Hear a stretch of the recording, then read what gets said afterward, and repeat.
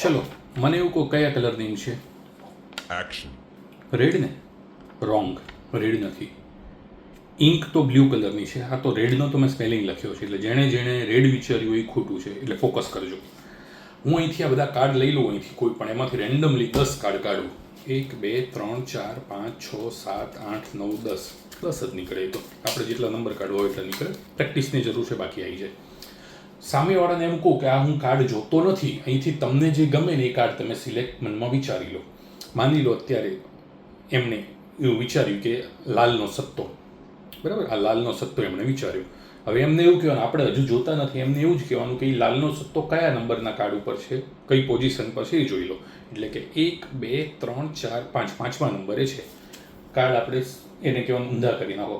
પછી એમને કહેવાનું, હજુ આપણે જોતા નથી, એમને એવું કહેવાનું કે જે પોઝિશન ઉપર કાર્ડ તમારું વિચારેલું હતું એટલા કાર્ડ તમે નીચે મૂકો. મતલબ 5મી પોઝિશન ઉપર હતું તો 1 2 3 4 5 એને નીચે મૂકી દીધા.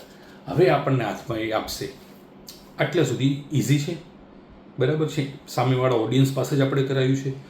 હવે આપણે એમનું કયું કાર્ડ છે આપણને ખબર પાડવી હોય તો શું કરાય ખબર છે? આપણે શું કરવાનું? 5 કાર્ડ લઈને આની નીચે મૂકી દેવાના. 1 2 3 4 5. હવે શું કરવાનું? એક કાર્ડ નીચે મૂકવાનું, એક ટેબલ ઉપર, એક નીચે, એક ટેબલ ઉપર. આવું ક્યાં સુધી કરતા રહેવાનું?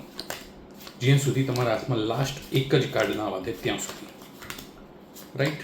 ખબર પડી ગઈ? તો લાઈક શેર ફોલો તમે જરૂર કરજો. હવે તમારું છેલ્લું કાર્ડ તમારા હાથમાં વધે છે. આ કાર્ડ હંમેશા તમારે સામેવાળાએ સિલેક્ટ કરેલું જ કાર્ડ હશે. બહુ ઇઝી ટ્રીક છે ને? ખબર પડી ગઈ? તો મને હાર્ટ આપો, થમ્સઅપ આપો, કોમેન્ટમાં લખો ગુડ, વેરી ગુડ. તમે લખો છો એવું પ્રમાણે કોમેન્ટ કરજો. અને જો કંઈ પણ ડાઉટ હોય તો કોમેન્ટમાં તમે લખી શકો છો કે શીખવાડો કે એવું કંઈ, તો હું તમને શીખવાડું પણ છું. Right?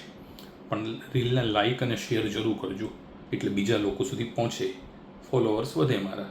Thank you very much.